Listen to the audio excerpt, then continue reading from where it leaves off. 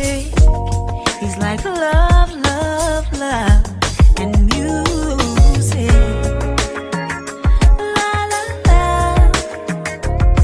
love, love, love, love, love, love, and music. Love, Hello, everyone. Thank you for tuning in. I am Jay Lee. This is Jay Lee's Corner. This is my review for The Real Housewives of Atlanta. This is season 10, episode 16. So, if y'all hear my fan, just ignore because it's a little high at my apartment today because it was like 60 degrees here in Detroit. So if you can hear it, it's okay. Just ignore it. Listen to the sound of my voice. Also, one quick little thing. So I mentioned before how I was going to have shirts available and stuff. I got my first prototype in for the design. So y'all see it says be big and let's go back. And then it says, beautiful, intelligent, gifted with a little smiley face and a hand. So this is just like the design that I'm going to have. I have to pick the actual shirt that I want to have, but I wanted you guys to see the shirt just in general, just to kind of redefine the word big, because as y'all know, people always come on my channel saying you fat bitch this, you fat bitch that. So took big to a different level. So I just want y'all to see this so that y'all can see what the design of the shirt will be, and then the shirt itself that will be different than this. It's like a regular tee, but yeah, so be big, bitch. Anywho, let's get into this particular review. The ladies are all back in Barcelona, as we know. And the beginning of the episode starts off with Kandi meeting with Mama Joyce. Now, we know Mama Joyce ride hard for Kandi. Okay, she lets her daughter, she ride real hard for her daughter. However, Mama Joyce seems to be so stuck on her dislike of Phaedra that she isn't even giving any shade or bullshitness to Porsha. And, she lets Kandi know that she has to be mad with Porsha, and this is after Kandi say, what happened in Barcelona, how Porsha was crying over a little doormat or whatever. She brings up how Kim and the whole text message gate came through and all that stuff. We do see how she's saying because how she did not like Kim letting her daughter be included and stuff, so we see all of that. But Mama Joyce, honey, it's like, oh yeah, I can see why Porsha would be upset. I think she really feel like, as she said, I feel like Phaedra did all that. Phaedra tricked her. Kandi like, Ma, she not that dumb, and she not that dumb. Porsha is not that dumb. She isn't. And Kandi sound like she's so whine to how mad she's at Phaedra, she letting Porsha off the hook, and I just don't like it. Kandi, as she said in this episode, she's like, once Porsha can admit she said what she said, not because Phaedra told her, she believed it. She said it because she wanted to, in some kind of way, tarnish Kandi, and she did. Yes, what she said, she could have heard it from someone else. She didn't have to repeat it. She said it just to have something to say about Kandi, even though she knew it was damn near, basically was a lie, and it would hurt. But she said it anyway. I think that's what Kandi wants Porsha to admit. Not say, well, Phaedra told me, or I was so oblivious, I didn't think it was false because Phaedra told me. No, just say, bitch, I knew it was a lie, or I knew it was a lie. I knew it wasn't possible, but I said it anyway just to get at you. And then maybe they can move forward from there. So, I like how she admits what she kind of needs to move forward with Porsha. We know before she already said how it's going to take some time for her and Porsha to get, back to being on better terms. But, what I'm saying, as I said before, Porsha and Porsha drove that damn lie on for a whole season. Kandi ain't got to forgive her girl right now. Let the girl please. It is what it is. We see Porsha being her sister Lauren, you know what I'm saying, and they're talking, she's saying how her and Nene made up after they had a great conversation. That is true. And she says how she just ready to get all the negativity out of her life, and that's why she left Barcelona, was because she didn't want to just be continually y'all can see my whole little thing. He used to have it on a dark color shirt. So she says how she does not want to be just, and you can see my it don't matter, this is my whatever. But yeah, how she just wants to be back positive and she doesn't want all this foolishness in her life. I agree with that as well. On one hand, I do want the ladies to forgive Porsha.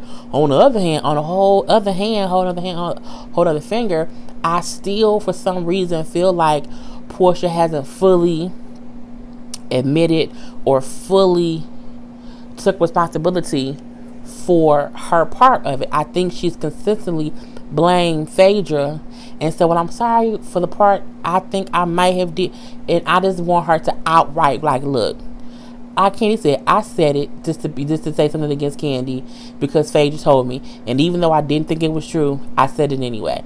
I think even for me, if she said that, I'm like, all right, you know what I'm saying? She admitted what she did, and then move past. A lot of people in my comments like, well, she already apologized. She ain't got look. She don't have to apologize to everyone, no. But I would like just to hear those words of, I knew what I did was fucked up. I did it anyway just to piss Kandi off, and it is what it is. And then we can move on from there. We see, because I like Porsha. I think Porsha is a little bit of a dingbat, but also she's smart.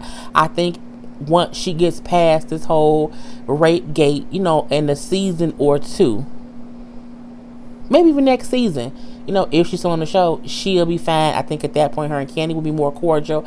I think we just have to let this season play out, and we can't expect Kandi to move through quickly, or even have Porsha to. Well, I think she could have apologized. I would have the whole season of apologies, actually, just to get it out, just so that no one can say, well, she didn't. She only apologized one time, and she apologized every time you see Kandi. I'm so sorry. And then after one season, bitch, I apologize all season. If you ain't over it now, fuck you. She could at the reunion, if she apologized a couple more times this season, at the reunion, she come back, I apologize all season. Fuck y'all. If y'all don't like me, I don't care. You know what I'm saying? At that point, then it is what it is. We see Sheree meeting with Kim. Y'all know I hate Kim. I hate Kim on a whole other level. I just can't stand Kim. Kim irks all my nerves. I do think Kim is a racist. I don't like Kim being back on this season. I think Kim being on this season, and the only thing that Kim does is dog Nene, is some fuckery and some bullshit. And y'all know I ain't much of a Nene fan like that. Like, I'm not a fanatic of Nene's. I enjoy Nene now. A couple seasons ago, she got on my goddamn nerve. But I like this season's Nene. But for Kim, I ain't here for Kim. I hate when she come on the screen. I feel like Sheree is a piece of shit for allowing Kim to use her to get camera time, because Kim is only on the camera when she's with Sheree. So my thing is, Sheree's stupid too, because you the goddamn on bone collector, true, but you letting her use you, and she gonna make you look like the scapegoat because you keep bringing her. Every time some shit go wrong, it's because you brought Kim to the table, or you called Kim, or you told Kim, or you drove Kim along, or whatever, or whatever. It's, you know, it's stupid. And I just hate that Kim is even on the show. You know, she goes to Sheree's house, and, you know, oh my God, I love your house. We know you've been there before. And, you know, remember when Nene called it Never Never Land? You know, look at now. Well, no, Nene said that 7 years, no, it was 6 years ago. Even at that point, at 6 years ago, when Nene joked about it, the house had been trying to be built for 2 years. It took her like 8 years to build a house. That's Never Never Land. I'm assuming when they built Never Never Land and Peter Pan built it with the goddamn Lost Boys, it took them 8 years, 6 seasons, 7 winters, the whole room. It took a whole lot to do it. Okay, so my thing is, Kim, shut the hell up. We don't care. You know, she goes in and say, well, yeah, because we was in Barcelona. You know, I had a twin bed. My back was hurting. Oh, they didn't care about your back. She's like, you don't care about my back. Kim then says, you know, Nene was a stripper for 40 years and she used to work her back out. Bitch.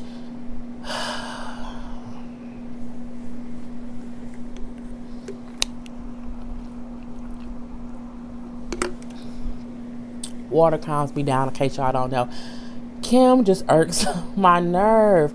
I swear, because she only comes on the screen to dog Nene, and it's a bunch of fuckery and bullshit.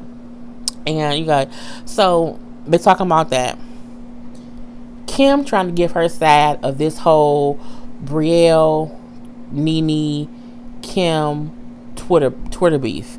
You know, we know Brielle posted that video stuff.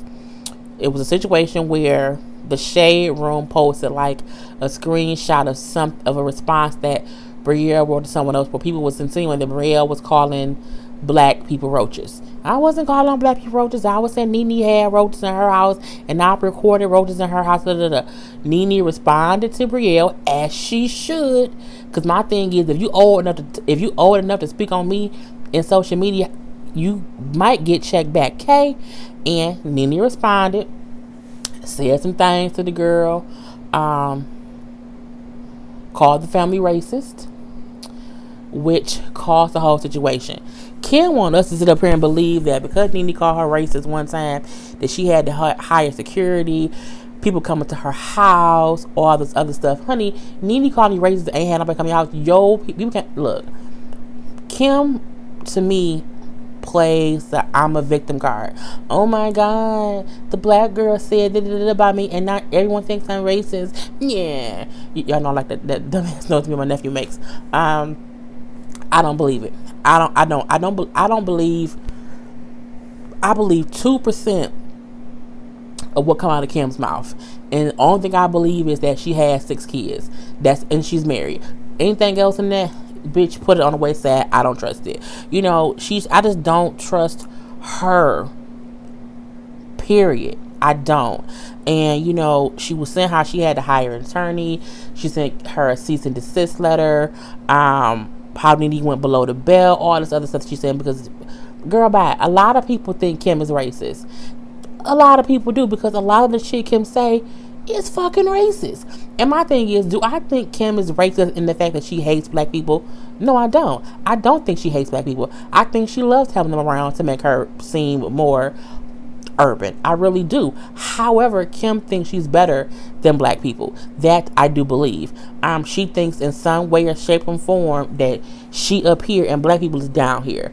And that's how she's racist. She says things to demean black people. But I don't think she hates black people. I don't. I believe she does have black friends. Many of them. I honestly believe that.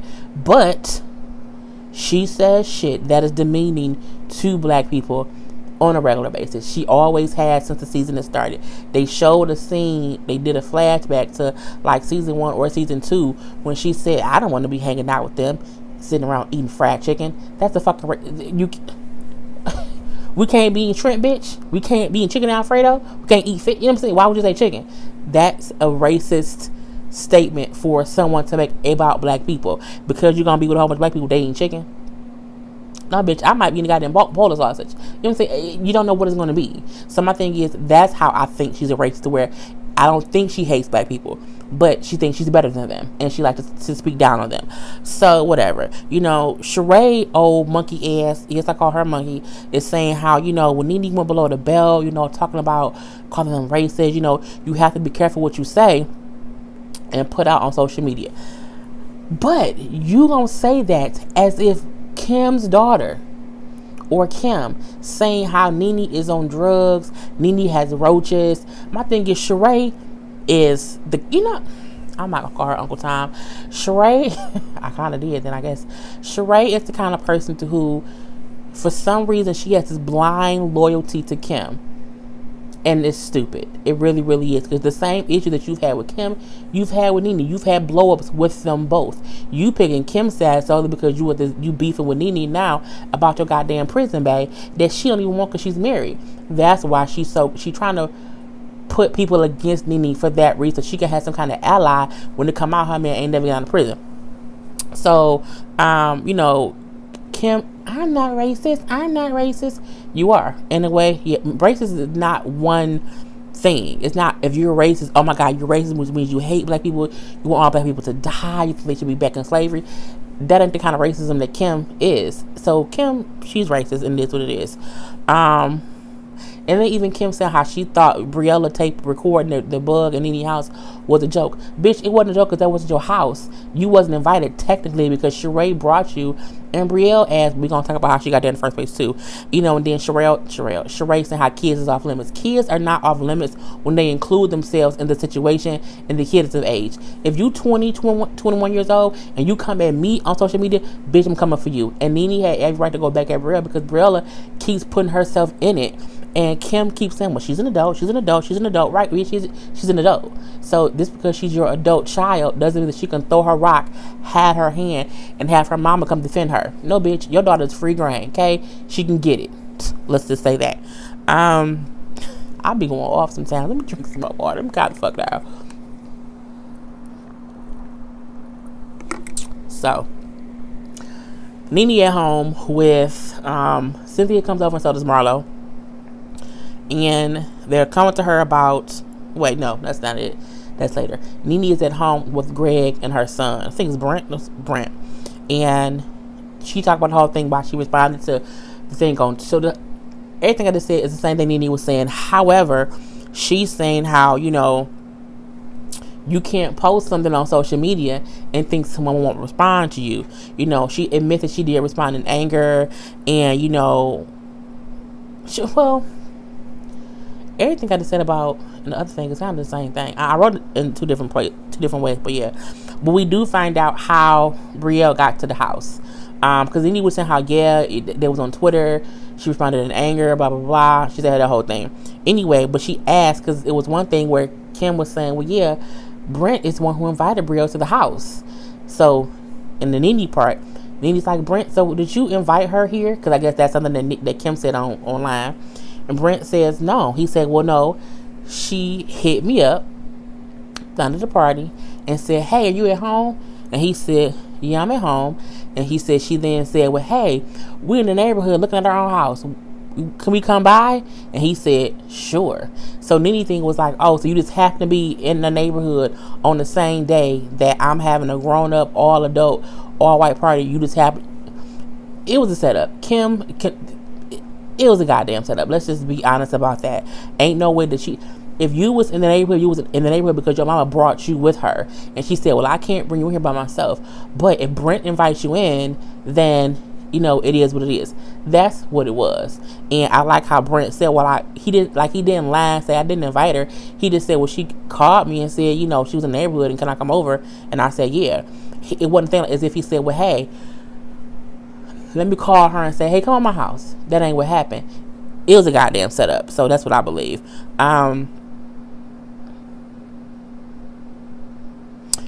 Nene was just saying how she do think Kim was racist. I'm gonna leave it at that. You know, I already went through all that. What I think it is. So yeah. We did see Cynthia basically taking Will to the airport. Okay, cool. I like Cynthia and Will. People keep saying they think he's an opportunist. I think people call anyone an opportunist that wants to date someone famous. Okay, I mean, it's true. Anytime two people get together and someone isn't famous or someone is famous or whatever, oh my, Cardi being on set, oh my God, he using her because she's more famous. Bitch, why can't they just be happy? You know what I'm saying? Oh my God, Will is using her because he wants to be on TV. All y'all want to be on TV. The same, and it's weird because they said it's the same thing. It is what it is. I think it's cute. You know, they still like each other, and it is what it is. We then see Kandi and Sheree having a conversation. And they're talking about the drama with Nene, the whole rape comments at the Escape show, and the fallout from it. So in case y'all don't know, when, you know, Nene was supposed to be on tour with Escape or whatever, and at one of the shows, like one of the early shows, like first couple weeks, Nene was doing her thing in the beginning of the show, and some kind of way she was going back with a heckler, and the heckler said something to Nene. And then he responded back and said, well, I hope you get raped by the Uber driver. Big blow up. You know, it was all over the news. Did I report on it? I might have reported on it. I can't remember. It was so long ago. Sheree and Kandi was talking about it. Kandi gave a little bit of backstory saying what Nene said that the heckler said to her first, I hope you kill yourself. And Nene said in response, I hope you get raped by the Uber driver. She said what she said wasn't right, but she just responded back to with something hurtful. Kandi also says it wasn't her decision to take Nene off the tour. She said she thought the situation would blow over, that they would just have to like wait it out a little bit and it'll be fine. Well, now her group mates supposedly felt like we have to get rid of her because we don't want any negativity with us on tour. I agree with the group mates, and I also agree with Kandi. I think they could have did it either way. I think they both had valid points. I think the reason the group mates were more ish right was this was their first headlining tour and their comeback tour. So I think that in itself is a lot. So you don't have to deal with that plus trying to overcome a controversy with someone who on a tour who not even really singing. They're like, the MC. You can get any MC if you want to. You know what I'm saying? So I kind of got what they said about it'll just, let's just not have her on here. But she says other than the group mates who she was trying to get to keep her on there, the promoter was like, no. Meaning the promoter who put money into this tour, they was probably like, no, we can't have her here because the people don't want to come. We're going to lose out on money. And we've already invested millions into this tour. So she said for the most part, it was out of her hands. I completely agree. I can get how it can be that way. Sheree was acting like as if Nene just is I can't believe she said that, and who's a person who said that is just crazy, and Kandi, I can't believe that you is okay with what she said. Kind of like I'm not okay with what she said, but it was a mistake and none of us is perfect. Again, Sheree is trying to find any reason to get anyone to be against Nene for her own gain. Because if you think about it, no one is really on Sheree's side at all. Sheree really has no allies except Kim, and Kim ain't even a real goddamn cast member. Her and Porsha kind of get along, but please believe once Porsha and Nene get back fully cool, she gonna lose that ally. Kandi ain't gonna sugarcoat shit. She not gonna pick one side over the other. She, for the most part, always stay neutral, or she'll give her opinion on what it is. Like Sheree was trying to get her to say Nene was wrong, Nene ain't shit, Nene da. And she was like, no, that's not true. She made a mistake. It was what it was. It ain't that I agree with what she said, but I get she made a mistake, and I felt like it would blow over. So I like that she didn't, kind of just give in to it. Because even she said, well, that's your girl. You couldn't go to bat for your girl. And she was like, that wasn't it. It was out of my hands. My thing is, it wasn't Kandi's tour. It was the Escape tour. And let's not forget that Escape didn't pay for the tour. The promoter did. So when the promoter is saying what he don't want and he paying for it, and it's for y'all, and three people are saying we can't have her here, you can't pull rank as if you got more clout than anybody else. It's a fucking group, Sheree. But Sheree don't get that because she by herself at all times. Bitch. That wasn't nice. Then, because Sheree then said, I can't believe she okay with what Nene said about the rape comment, but she was pissed off about what Porsha said. Porsha said something about her. Porsha lied on Kandi. That's completely different than Nene doing a bad joke, or Nene saying something inappropriate to someone on stage. It's two it was a strange. It's two completely different things. And just shut up, Sheree. So even when she tried to say, even the thing with Kim and Nene, I can't believe Nene was on social media going at Brielle, and Kandi said, well, Brielle shouldn't be talking to Kim. Shouldn't be talking to Nene. She again was honest about it, and I can't believe it. So you're saying it's okay for what Nene to call Kim a racist? That's a strong word. She's like, well, I'm not saying that either. She said, I feel like they both were wrong. Sheree is trying to play let's turn the tail on Nene, and Kandi ass wasn't playing. So Sheree is the worst. She's the fucking worst. So from there, we do see Marlo and Cynthia go see Nene, because she's going through all the stuff between the stuff with Kim and her daughter on Twitter, Kim sending her a little cease and desist thing, the whole rape comment being, kicked off the tour. In the beginning, she said, with Kim doing a whole cease and desist letter about her saying racist stuff or whatever, she's like, that's dumb, because she also on social media calling me a drug addict. So if we go to court, we both gonna be lying. They're gonna both say, well, if y'all sit your ass down somewhere, and that's true. Typically, if you go to court for defamation or because someone is saying something that you don't think is true, if you both are slanging dirt, that's just dirt. They're not going to take either one of y'all serious. They're going to throw both cases out, and y'all going to be, it's a waste of time and a waste of lawyers.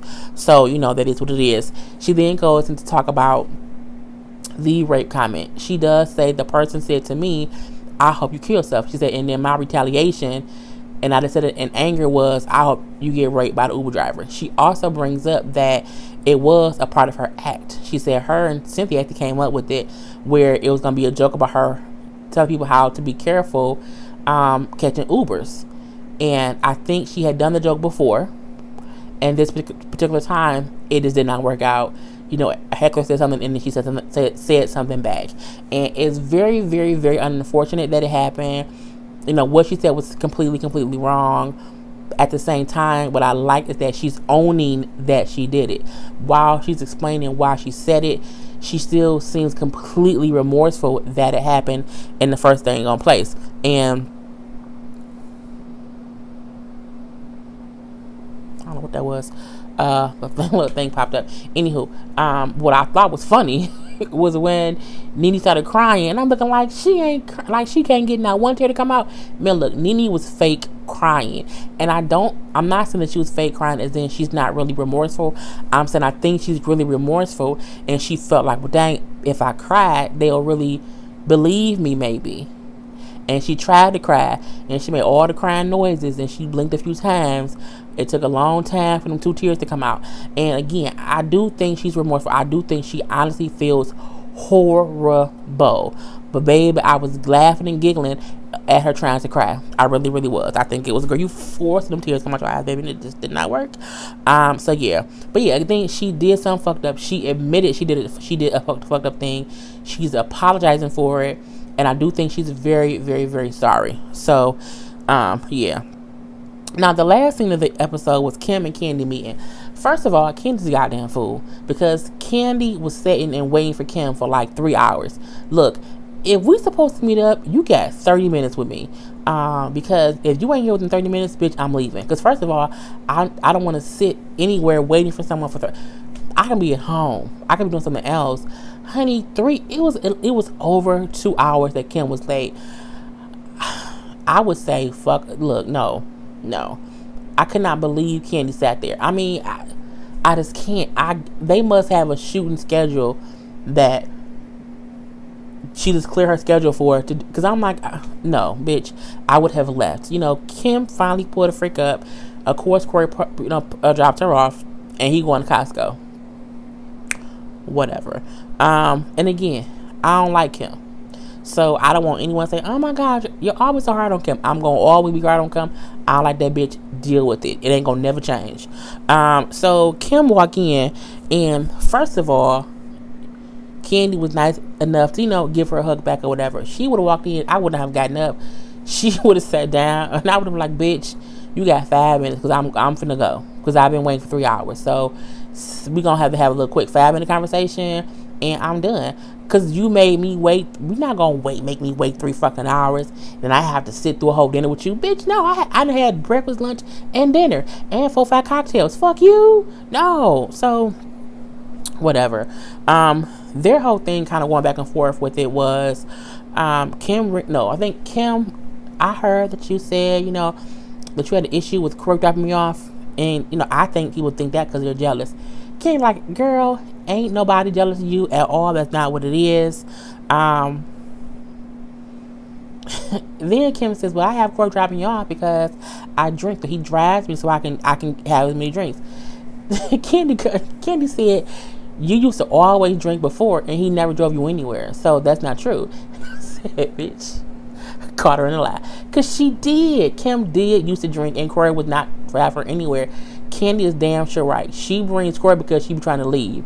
And that's really what it is. It ain't about her. She said Kim up here lying about her damn family, her kids, and a goddamn drinking problem. And she was, because she did always do that. So, girl, bye. So they're talking. Kandi is saying how, it seems as if when you with the girls, you're never present in the moment. Cut to time when they was at the little elephant party, the different parties. She on her phone, let me call Troy. Oh, Corey's calling Corey. At the damn dinner table, oh, Corey's texting me. And she was like, you're just never present in the moment. It's always something with you and Croy. And she was like, and the other ladies don't really do that. Well, I can't help it, that I love my husband. Kandi said, I love my husband too. But bitch, I'm not calling him and talking to him every 15 minutes. And he not always dropping me off and then waiting for me to be done, like outside in the parking lot like I'm playing 5-year-old. And Kim said something like, well, give me an example of when it happened. Kandi brought up elephant night and you kept saying this and this and this about Croy. Kim then said, when the fuck? Kandi said, who the fuck are you cussing? I said, oh, baby. People forget Kandi ain't the one to be fucked with. Kandi quiet. But she has shown over the time that if she have to turn up, she does it, honey. And baby, look, the bass of her voice and the intensity of her words, she was like, bitch, Who the fuck is you cussing at? And then when Kim said, I'm just trying to, I'm getting it because I'm getting aggravated. If you getting aggravated, get the fuck up and leave like you usually do. And I was like, Kandi, girl, go ahead, Kandi, cuss that bitch out because I don't like her. So she just tells Kim, like, look, I was trying to have a conversation with you. If that ain't what you want, bye, bitch. What I noticed, and what you probably should have noticed, Kim did not one time get back at Kandi. She tried to argue with Sheree. She tried to argue with Nene. She tried to argue with Kenya. Maybe not Porsha. She ain't do shit with Kandi. Kandi said, look, bitch, if you pissed, go on about your goddamn business. Like, if that had been Kenya, she would have went off. If that had been Nene, she shut down when Kandi put her in her goddamn place. And let me tell you about that. I fucking love it. Now, they ended up getting back on course. They ended up being able to talk and have a civilized conversation. And, it got back friendly. They talked about what they had going on with Kim. Nothing. She got some kids and a husband. Kandi, busy with what she got going on tour. I can't enjoy a friendly conversation between Kim and Kandi. I can admit that. Like, I stopped listening. I didn't care. I do see how, Kim tried to say how Nene was on drugs and she's crazy because she's posting crazy things. I like how Kandi did not pull a Sheree and let that shit ride. Every time Kim tried to say some rude shit about Nene, Kandi said, that's not true. That's not nice. You can't say that. That's not true. That's not true. Kandi also said, I don't think you're racist. But the things you say can be racially offensive to a black woman. She said, for instance, bringing up roaches is like you're saying someone lives in a dirty hood, and to a black woman that's offensive. And so you say things that are extremely offensive to black women.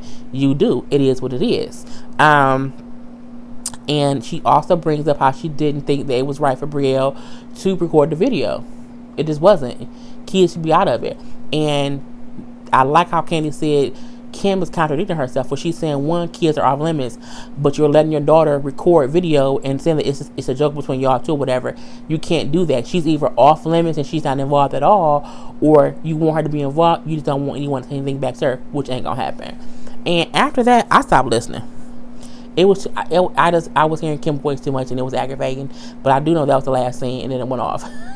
So yeah, so I can't wait until the next episode. It did look really, really good, but I'm going to end this right here because it's 1:30 in the morning. So hey, I am Jay Lee. This is Jay's Corner. Peace.